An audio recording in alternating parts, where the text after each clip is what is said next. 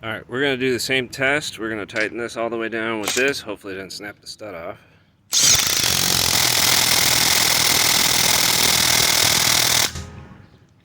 That was in speed 4.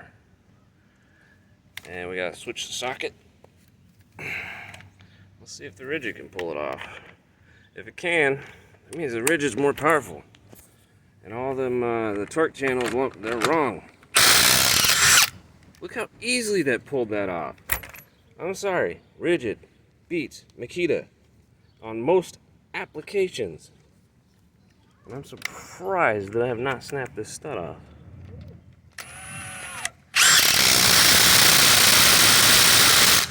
Let me switch the socket. Okay, here we go. Struggles. So this one's more powerful than that one.